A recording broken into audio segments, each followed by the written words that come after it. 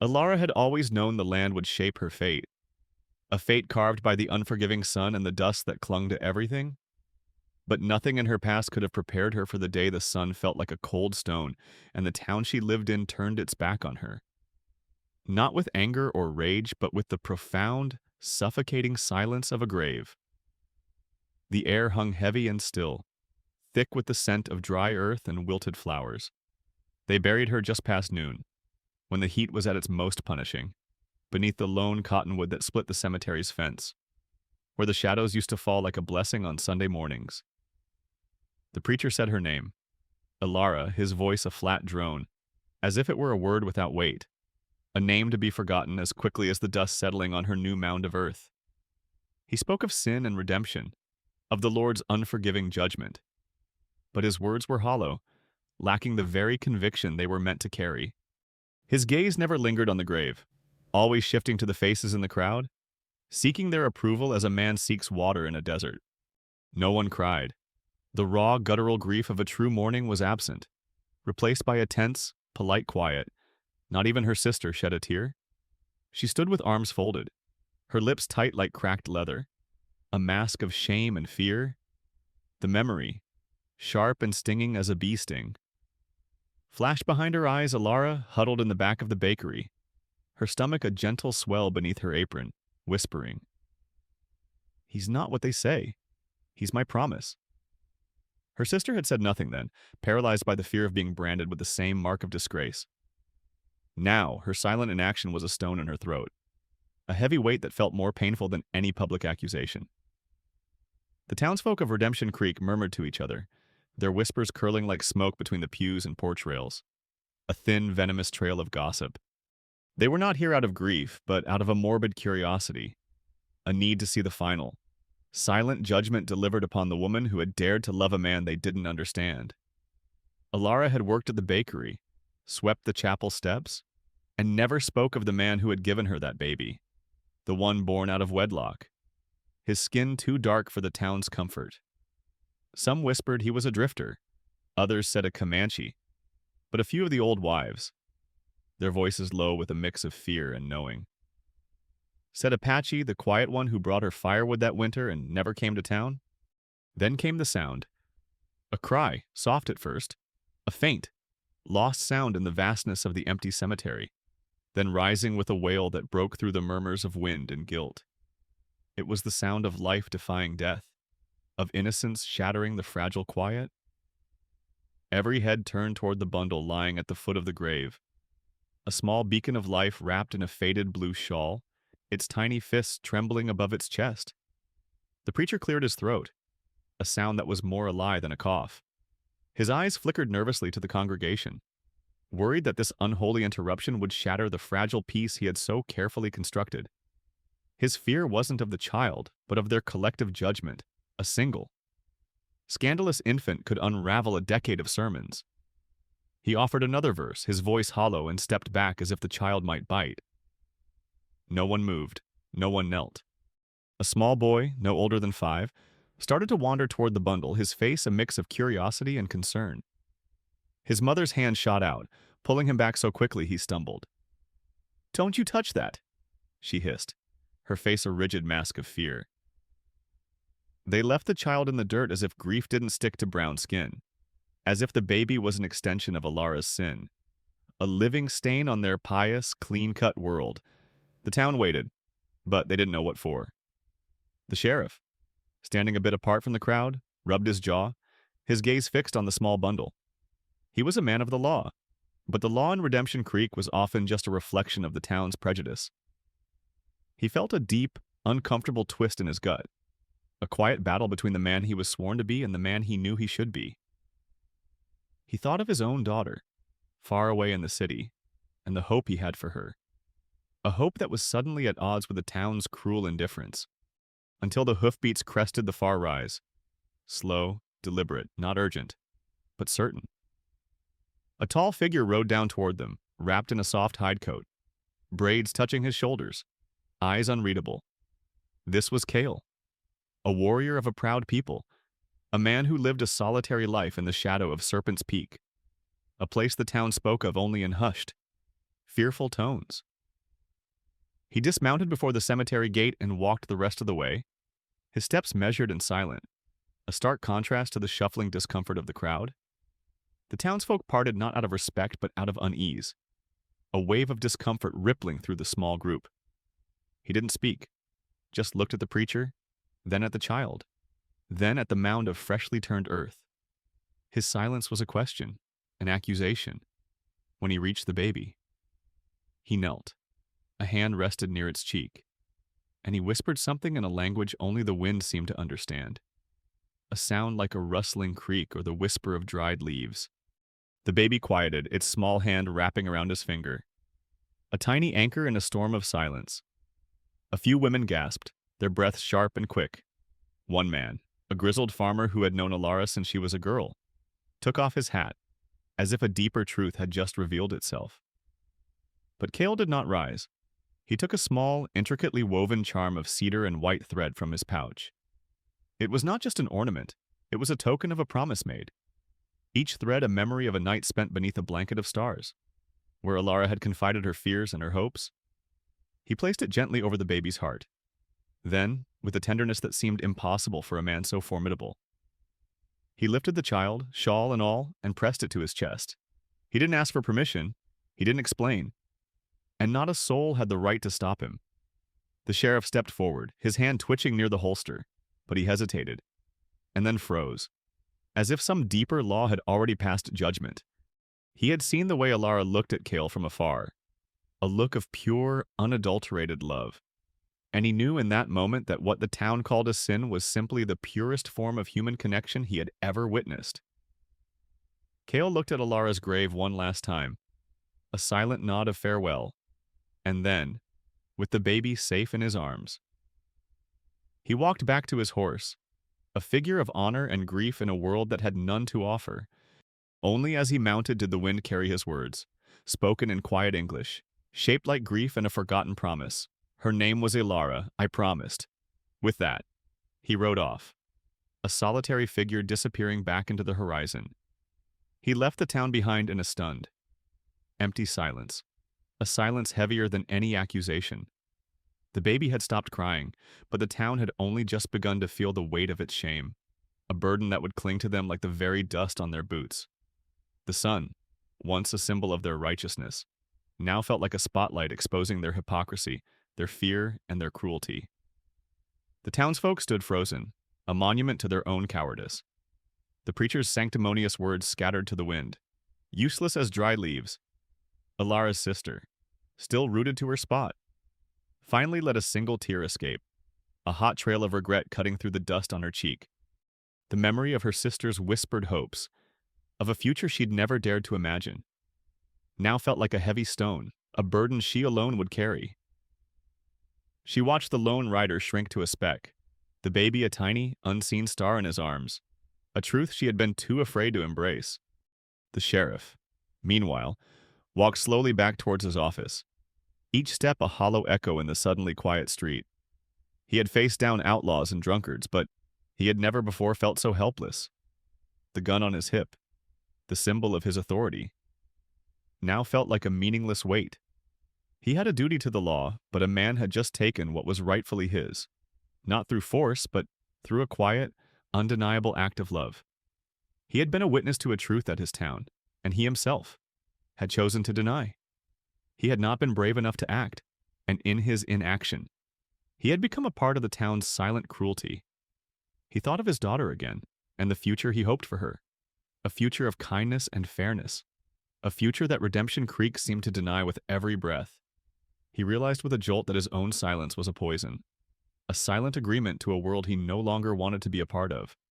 The dust from Cale's horse, a symbol of his proud departure, hung in the air, a visible cloud of judgment that the entire town would be forced to breathe until it finally settled.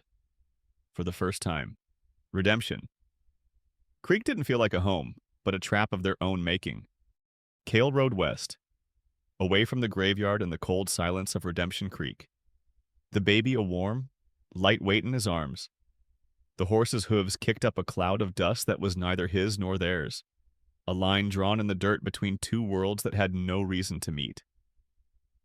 As they rode deeper into the shadow of Serpent's Peak, The air changed, losing its dryness and taking on the scent of juniper and sage.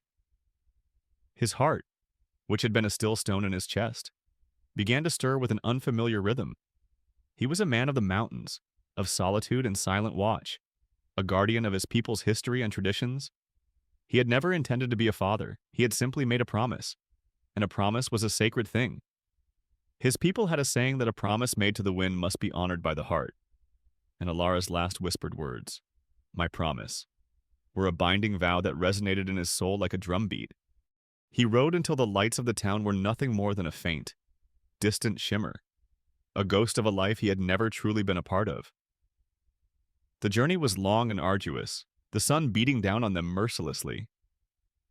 Kale, a man accustomed to the desert's harshness, found himself constantly checking on the baby, her small face sheltered from the sun by his hand. He noticed the way her skin felt against his, a softness he had never known. It was in these simple, protective gestures that his newfound role as a father began to feel less like a duty and more like a part of his very being. He found solace in a small cave tucked away in a hidden crevice, a place known only to a few, a sanctuary where the wind sang old songs through the rocks. This was to be their home. The first few days were a blur of awkward, fumbling motions. Kale, a man who could track a deer for days without a sound, was clumsy with a squalling infant. The cry of the baby, Solara, as he had named her, was a sound he did not know how to soothe. He had to learn how to swaddle with a practiced hand, how to mix a paste of crushed corn and water that she would not spit back out, and how to hold her just so, a fragile life so different from the callous strength he knew. He even tried humming an old hunting song, his deep voice a jarring rumble, but to his surprise, it worked. The sound seemed to resonate within her, a connection that went beyond language, a bridge built of sound between his ancient world and her new one. It was in these moments that the past would creep in, a silent ghost of a memory. He would see Alara's smile, warm and generous, as she taught him how to tend to the garden behind the bakery. She had been the only one in town to look at him, truly see him, not as a symbol of fear or a foreign curiosity, but as a man. The memories of their secret meetings were quiet, gentle things. They never spoke of the future, of the chasm that separated their worlds. Instead, they spoke of the present the way the light hit the leaves of the cottonwood at dawn, the taste of freshly baked bread, the meaning of the woven charm he had placed over Solara's heart.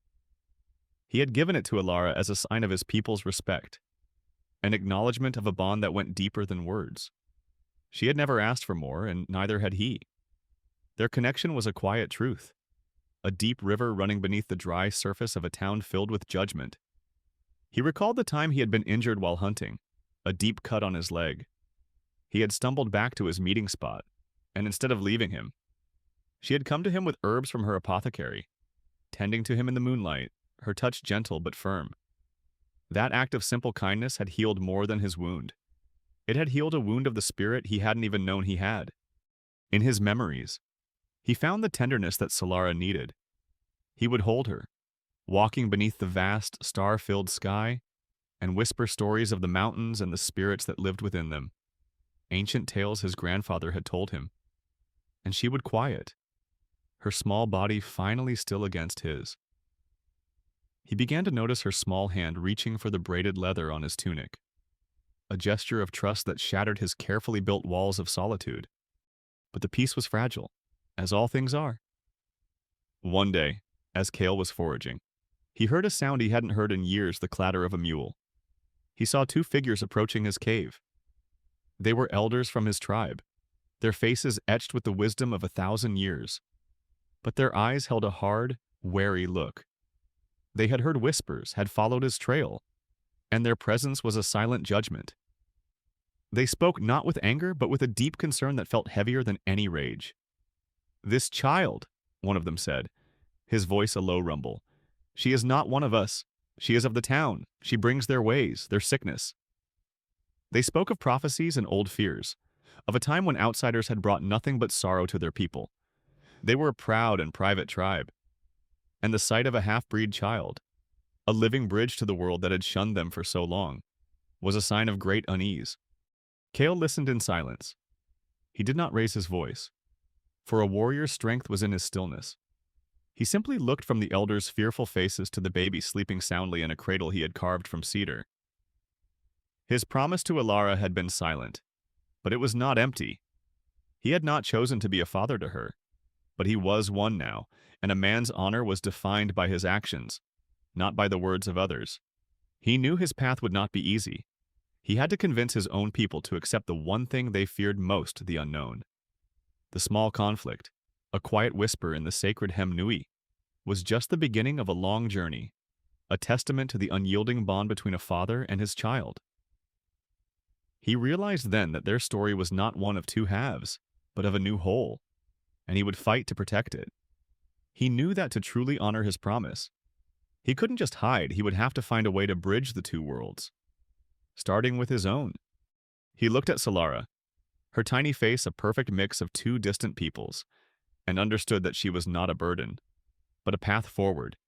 He would show his people that her presence was not a curse, but a gift, a chance to finally heal a long-standing wound.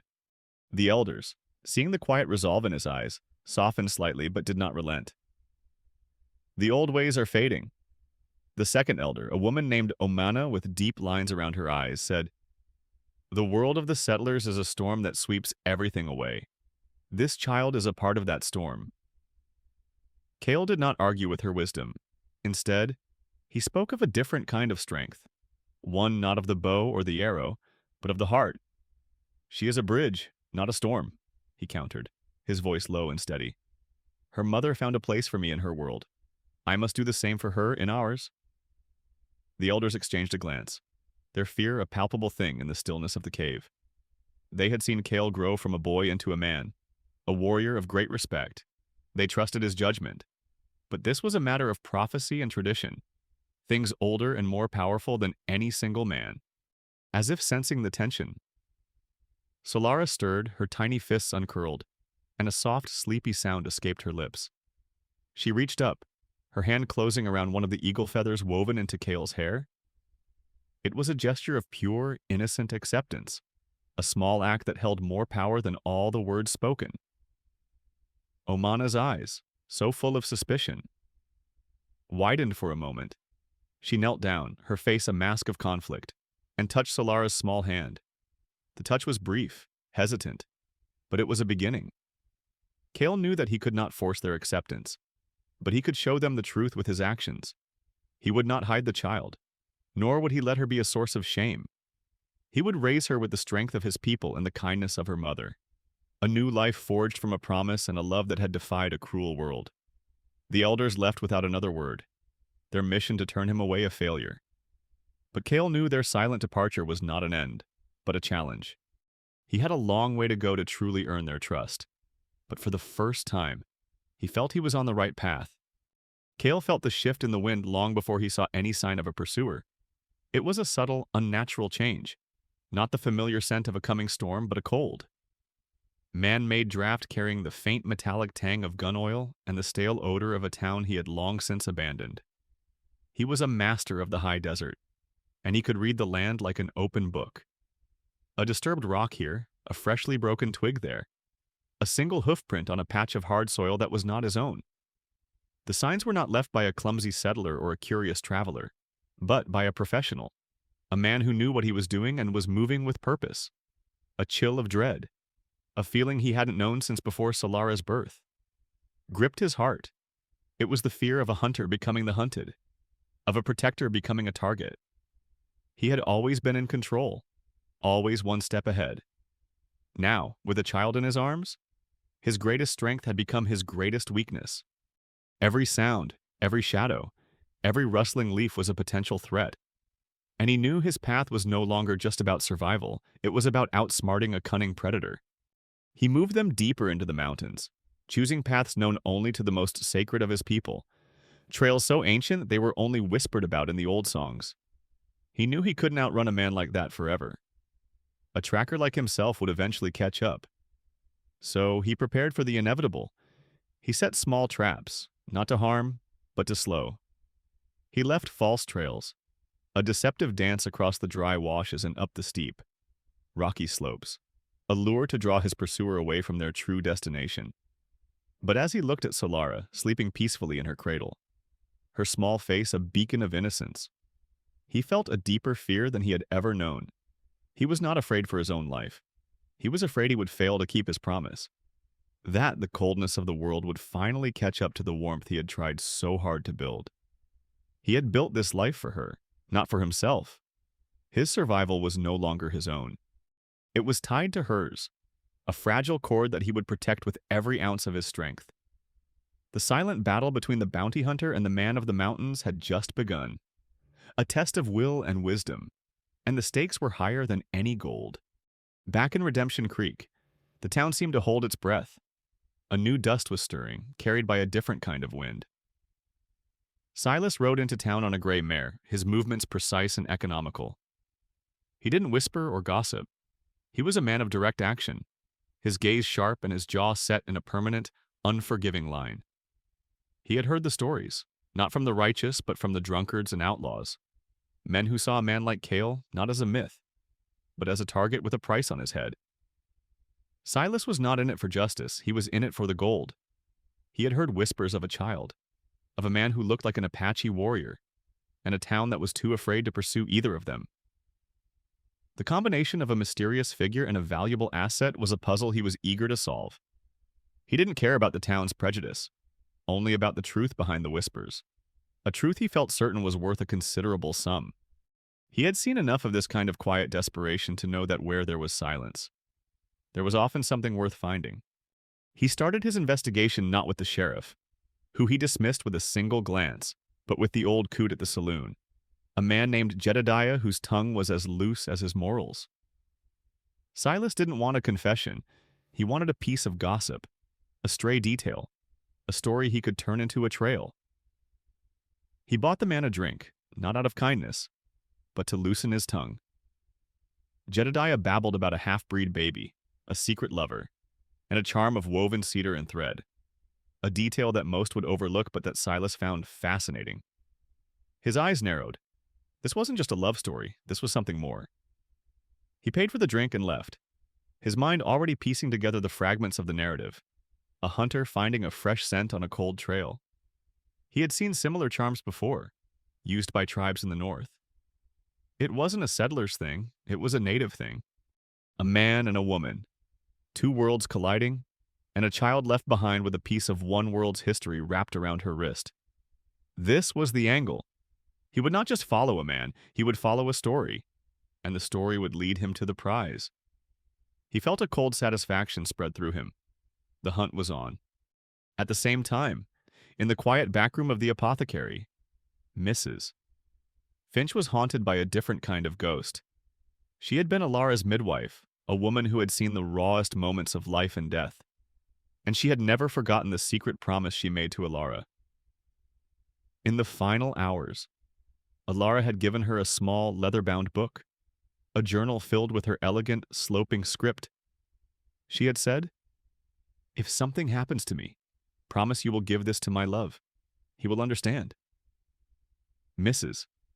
Finch had kept the journal, its weight a constant reminder of her failure to stand up for her friend.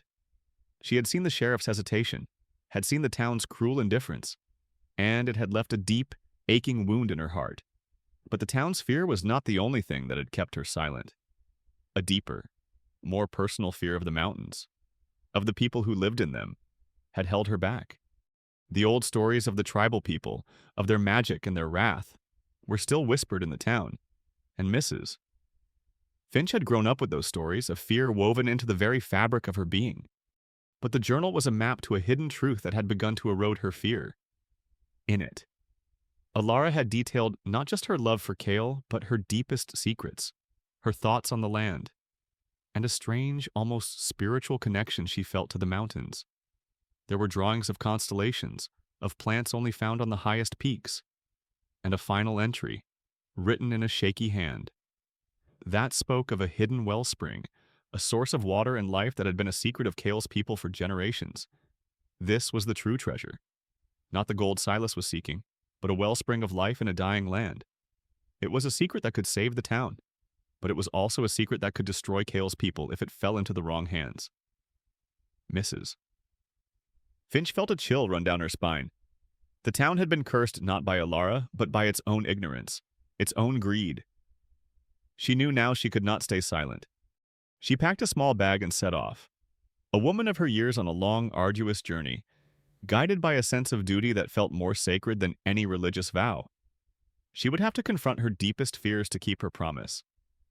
The journey would be long and perilous. A journey into a world she had only ever heard of in whispers and legends.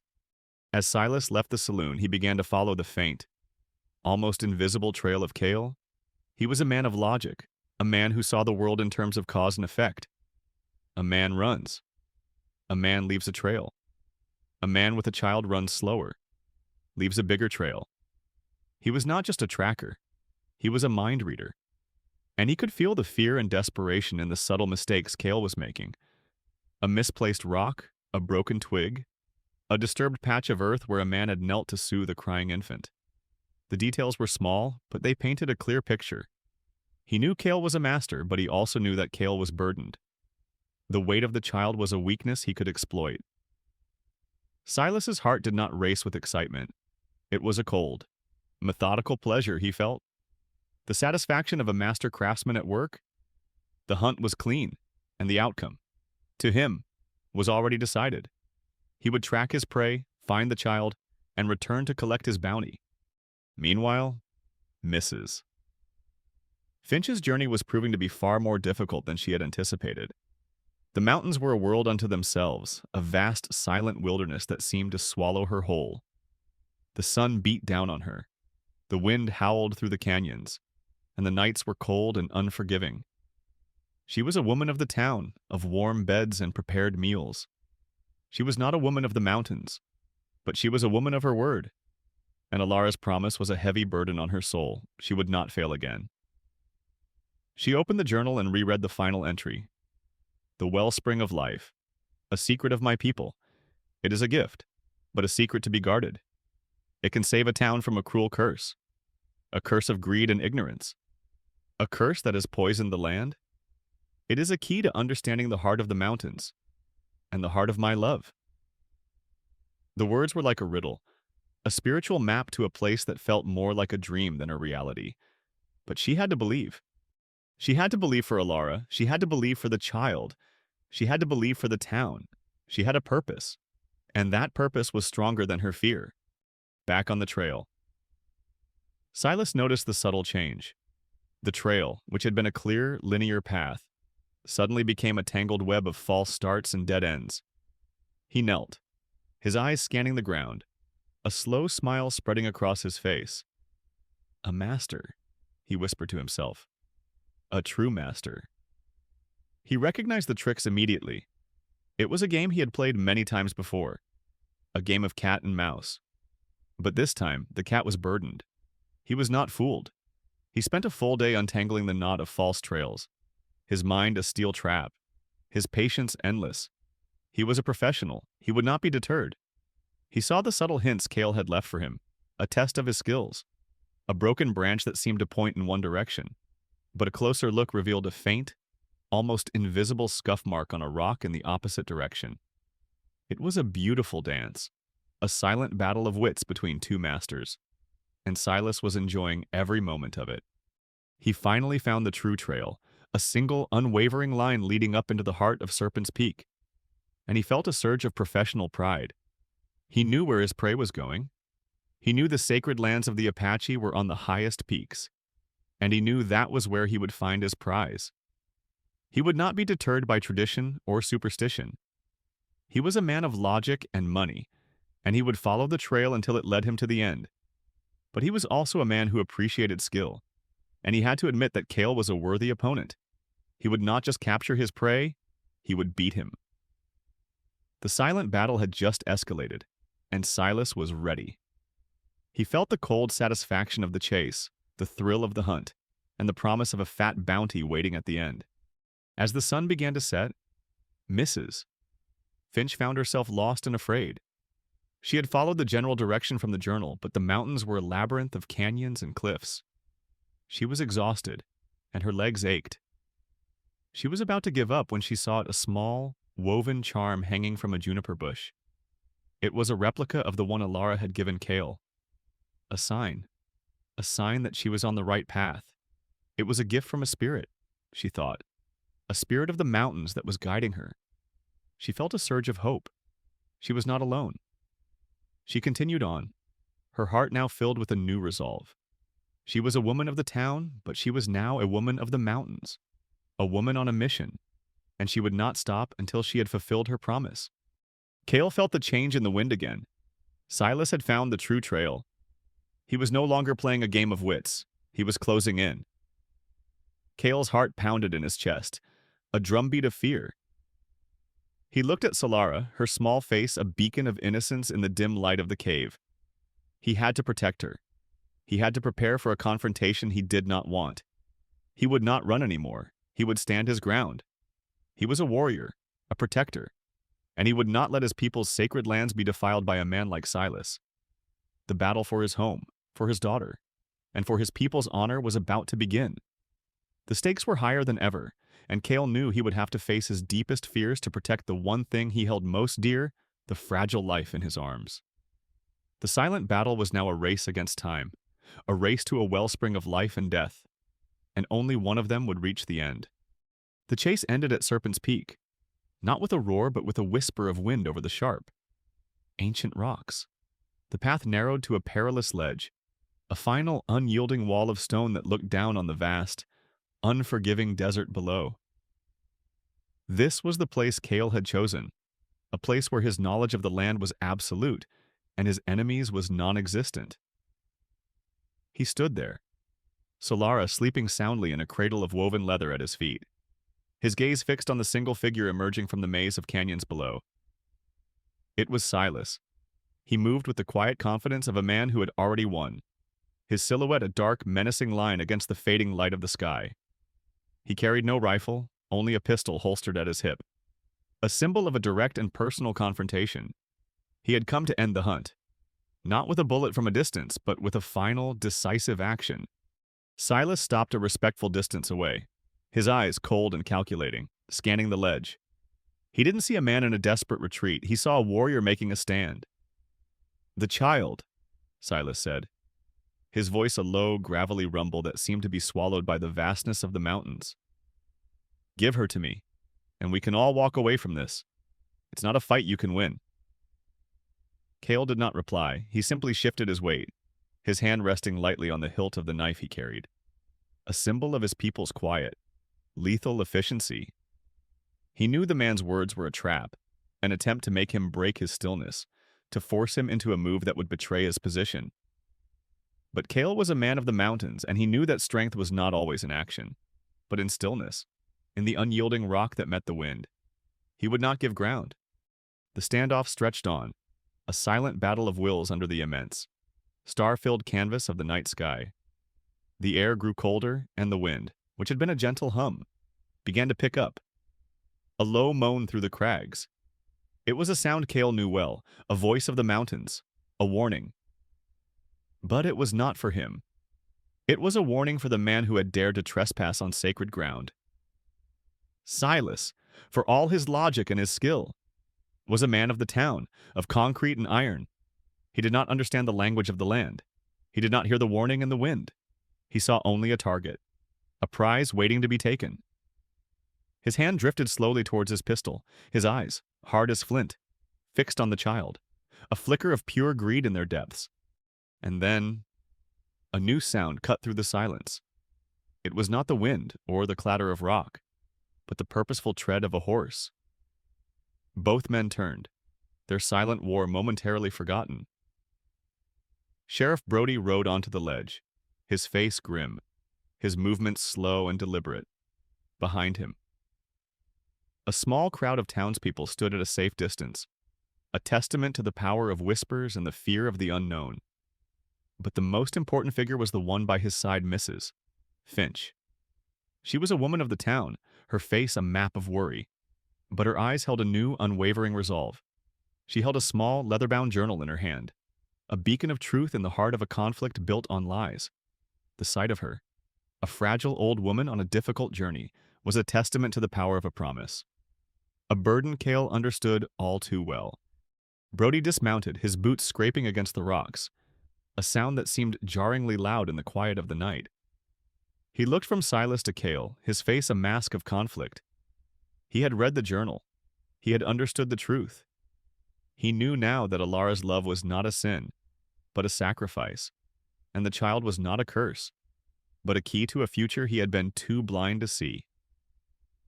He looked at Silas, his eyes, once so full of cold logic, now filled with a flicker of confusion. "Silas," Brody said, his voice low and firm, "the hunt is over. Step away." Silas's face hardened. He looked from Brody to Cale, a silent sneer on his face. "You've gone soft, Sheriff," he said, his voice dripping with scorn. "This isn't your fight. This is a matter of gold and profit." Brody stood his ground, his hand resting on the hilt of his own pistol, but his eyes were fixed on the child, a symbol of a promise he now understood. "It's a matter of right and wrong, Silas," Brody countered, his voice unwavering. "And you were on the wrong side." The tension thickened, a palpable thing in the air, a silent argument between two worlds, a battle of logic against humanity. Cale watched, his heart a drumbeat in his chest, a mix of relief and fear. Relief that he was no longer alone, but fear that his new ally would fall to a man who saw the world only in terms of a balance sheet. He was a man of violence, a warrior who knew how to kill. But this was a new kind of battle, a battle of words and honor, and he did not know how to fight it. Then a new sound echoed in the night. It was a low, melodic chant, a sound that seemed to rise from the very stones of the mountain. It was the chant of Cale's people. They emerged from the shadows of the rocks, not with weapons, but with their presence, their faces painted with the ancient symbols of their tribe, their eyes fixed on Solara. The elders, led by Omana, walked to the edge of the ledge, their faces a mixture of solemnity and resolve. They stood with Cale, a silent, unyielding wall of support. They had seen the truth. They had seen how the town had turned its back on Alara, had seen how Cale had honored his promise, and they had seen how this child, this living bridge between two worlds, had brought a man of the town to his knees. Omana's eyes, once so full of suspicion, now held a deep, abiding wisdom. She looked from Silas to Brody, a silent question in her gaze. "The child," she said, her voice a low rumble. "She is not of the town, she is of the mountain." The words were not a claim of possession, but a declaration of belonging, a testament to the unyielding truth of a promise. Silas's face, for the first time, showed a flicker of uncertainty. He was a man who understood money, not magic. He was a man who understood logic, not spirit. This was a force he did not know how to fight. The confrontation had shifted. It was no longer a battle between two men, but a battle between two worlds.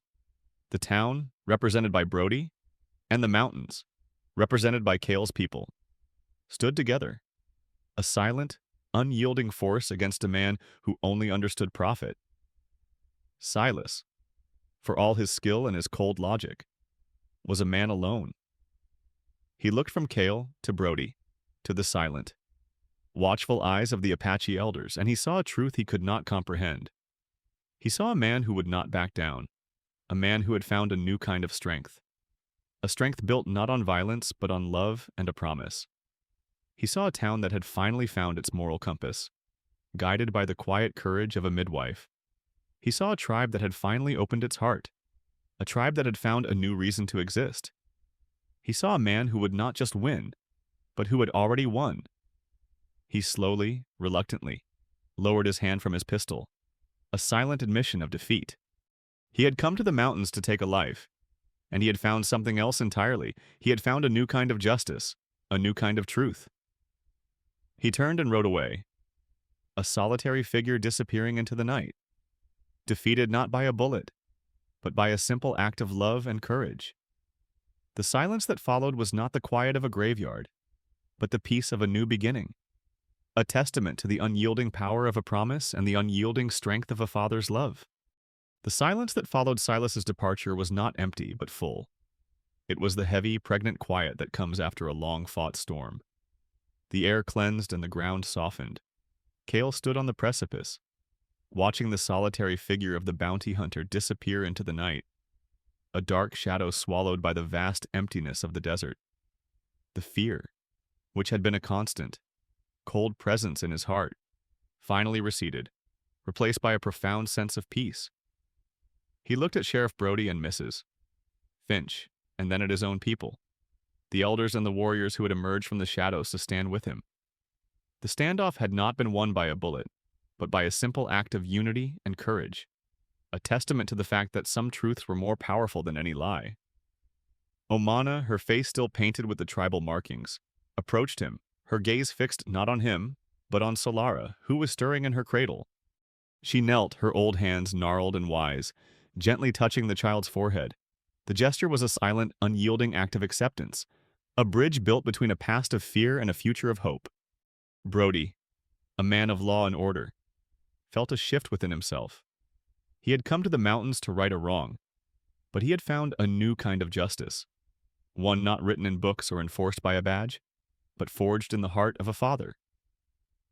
He looked at Cale, and for the first time, he saw a man, not a symbol, not a legend, but a man who had loved and lost, and who had made a promise he was willing to die for. Brody knew that the town of Redemption Creek had a long way to go, that the shame of their past actions would not be easily washed away. But he also knew that, with a beginning, a new path was possible. He simply nodded at Cale, a silent acknowledgement of a new understanding, and turned back, leading Mrs. Finch and the small group of townspeople back down the treacherous path. The journey back was filled with a quiet, contemplative mood, a shared understanding that they had been witnesses to something profound, something that would change them all forever. Cale and Solara returned to their sanctuary in the mountains. The cave, which had once been a place of solitary retreat, now felt like a home, filled with a new, gentle energy.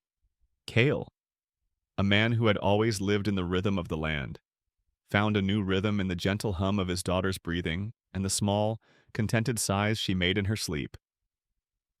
He taught her the old songs, not of war or hunting, but of peace and healing, of the way the sun made the flowers turn their faces to the sky. He showed her the constellations, whispering the names his people had given them, telling her stories of the star-crossed lovers and the brave warriors who had become a part of the night sky. He did not speak of the town or of the fear that had once lived there. Instead, he spoke of a love that was stronger than any mountain, a love that had brought her into his life. His heart, which had been a fortress, began to open, a quiet, gentle thing that filled him with a new kind of strength, a strength that was both fragile and unyielding. But the world was not ready to be completely silent. A few weeks later, Mrs. Finch returned. She did not bring a crowd or a horse, she came on foot, her old boots scuffing against the rocky ground, a small, worn bag in her hand. She stood at the entrance to Cale's cave, her face a map of the long, arduous journey she had made. But her eyes held a new, quiet determination. She had come alone, not as a representative of the town, but as a friend. She held out a small, beautifully carved wooden horse, its mane and tail flowing with a graceful motion. "It was made by a boy in town," she said, her voice a low, hesitant whisper. "He wanted you to have it." Cale looked at the horse, its simple beauty a testament to the hope that was stirring in a place that had been so full of hatred. He did not say thank you. He simply took the horse and looked at Mrs. Finch, a silent understanding passing between them. He did not see her as a representative of the town's shame, but as a brave, compassionate woman who had crossed a chasm to do what was right. The visits became a quiet ritual. Every few weeks, either Mrs. Finch or Sheriff Brody would come, bringing a small, simple gift, a small, hand-woven blanket from the baker's wife, a tiny, leather-bound book of fairy tales, a small bag of dried berries. There were no grand pronouncements, no grand apologies. The gifts were small, but they were not insignificant. They were a testament to the small, quiet shifts that were happening in the hearts of the townspeople, a slow erosion of their shame and a hesitant reach towards something new. Cale did not accept them as an act of forgiveness. Forgiveness, he knew, was a thing that could only come from within. He accepted them as a sign of respect, a recognition of his right to exist, and a quiet, unwritten acknowledgement that the past was a thing to be learned from, not repeated. He would speak to Mrs. Finch, not of the past, but of the present. He would tell her of Solara's first laugh, of the way her eyes, the color of a stormy sky, would light up when she saw a butterfly. He would tell her of the ancient tales of his people, of the star beings who had created the mountains and the spirits who lived in the rivers. He did not speak of the hatred and the fear that had once separated them. He spoke of the humanity that connected them, a fragile thread woven from a simple act of kindness. Mrs. Finch would listen, her eyes full of a quiet wonder. And then she would return to the town, a messenger of a new truth, a new kind of peace. The town, in turn, would listen, their hearts slowly beginning to soften, their shame slowly beginning to recede. The peace that settled over the land was not the forced peace of a truce, but the quiet peace of a resolution. The town of Redemption Creek was learning to live with its past, and Kale's people were learning to embrace a future that was not defined by their old fears. The two worlds, once separated by a chasm of hatred and misunderstanding, were now connected by a simple act of faith, a simple act of trust. The gifts and the stories were not just for Solara, they were for everyone. They were a testament to the power of a promise and the unyielding strength of a father's love. And as Kale watched Solara grow, her small feet running across the ancient ground, a beautiful, living bridge between two worlds, he knew that the quiet, unwritten peace that they had found was more precious than any gold, more powerful than any gun. It was a peace that was built not on a grand pronouncement, but on a simple, quiet understanding, a testament to the fact that in the end, love was the greatest strength of all. Solara had grown, not just in years, but in spirit. She was now a young woman, a graceful blend of two worlds, her features a soft echo of her mother's beauty, her eyes a deep, stormy gray that held the same quiet intensity as her father's. She moved with the silent strength of the mountains, her steps light and sure on the ancient ground, but her heart was filled with a gentle, humming sensitivity that she knew was a gift from Alara. She had learned the old ways from her father, how to read the whispers of the wind and the subtle signs of the earth. But she had also learned the songs and stories of the people from the plains, the stories her father had brought to her in quiet moments under the stars. She was a living bridge, a testament to a love that had defied all odds. Her life was one of peace and belonging. The townspeople's gifts had become a quiet, ongoing conversation between the two worlds, a gentle stream of kindness that had softened the hard edges of the past. Sheriff Brody and Mrs. Finch would make the difficult journey every few weeks, not out of obligation, but out of a genuine affection for the girl who was the living embodiment of a promise kept. The town had not forgotten its shame, but it was learning to live with it, and in that learning, it was finding a new kind of grace. They never asked for anything in return, and Kale never offered them forgiveness. It was not a question of forgiveness, but of respect, a mutual understanding that the past was a teacher, not a prison. Solara, however, felt a different kind of pull. She felt a need to close the circle, to bring her mother's story back to its beginning, to make the truth not just a secret shared between a few, but a public, unyielding thing. She made the decision one morning, under the immense, unblinking eye of the desert sun. She did not speak of her plans to Kale, for she knew he would worry, but he saw the new light in her eyes, the quiet, unwavering resolve that reminded him so much of Alara. He simply nodded, a silent acknowledgement that his daughter was her own woman now, a woman with a purpose that was all her own. She packed a small bag, carefully placing Alara's journal inside.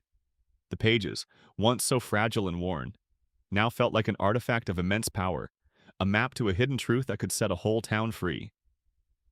She began her descent, the journey a quiet, contemplative experience. She was not running from anything, she was walking towards something, a future that was waiting for her to claim it. She was not a fugitive, she was a messenger, a vessel of a truth that was as old as the mountains themselves. The town of Redemption Creek looked different to her than it did in the quiet stories she had heard from her father. It was not a place of fear and hatred, but a place of quiet, hesitant hope. The dust still stirred in the streets, but it felt softer, less angry. The people who saw her, who recognized the deep, familiar gray of her eyes and the graceful way she moved, did not look at her with fear, but with a quiet curiosity. She was the ghost of a past they had tried to bury, but she was also the living proof of a future they had dared to hope for. They watched her, a silent, expectant crowd, as she walked to the center of the town, to the church, which had once been a place of judgment and condemnation, now stood as a silent witness, a symbol of a promise kept. She stepped onto the stone steps, her head held high, her gaze sweeping over the crowd. She saw faces she had only ever heard of in whispers: the baker's wife, who had sent the hand-woven blanket, the boy who had made the wooden horse. Now a young man with a quiet, respectful expression. She saw Sheriff Brody and Mrs. Finch, their faces filled with a profound sense of pride and relief. She opened the journal, her hands not shaking, but firm, and began to read. Her voice, a clear, beautiful thing, filled the air, not with the angry words of a confrontation, but with the quiet, elegant script of her mother's love. She read of Alara's love for Kale, of her reverence for the mountains, and of her deep, abiding belief in a future where two worlds could live as one. The words were a quiet, powerful thing, a gentle cascade of truth that washed away the lies that had poisoned the town for so long. The crowd listened in a profound, unyielding silence. They did not interrupt. They did not question. They simply stood and listened, their faces a mix of shame and sorrow, but also a new, dawning understanding. They were a town of good people who had been blinded by their own fears, and now a young woman, a testament to a love they had once condemned, was holding a mirror to their souls. When she was done, she simply closed the book, a final definitive period on a story that had been left unwritten for so long. She did not seek their praise. She did not demand their forgiveness. Her work was done. She turned and walked back, leaving the town to deal with its own truth, a truth that was both a heavy burden and a new, precious gift. The silence that followed her departure was not empty. It was full of a new kind of conversation, a conversation of hope and healing, a conversation that would begin in the hearts of a town that had finally found its soul. Solara returned to the mountains. Her heart, which had been a map of two worlds, was now a unified thing. She was a woman of the mountains, a woman of the desert, a woman who belonged to both and to neither, a woman who had found a peace that was not in a place, but in herself. As she stood on the ledge of Serpent's Peak, her father by her side, she looked down at the town below, a small, fragile thing that was now connected to them, not by a physical road, but by a bridge of stories and kindness. The wind, which had once been a messenger of fear, now carried the gentle whispers of a new truth, and the sun, which had once been a harsh, unforgiving eye, now bathed the land in a warm, golden light of hope. The story of Redemption Creek in the mountains was not a story of division, but of connection, a testament to the unyielding power of a promise, and the simple, quiet truth that in the end, love was the greatest strength of all. The final image was of a bridge, not made of wood or stone, but of a shared history and a promised future, a bridge that would stand forever, a bridge that was a testament to a new kind of peace,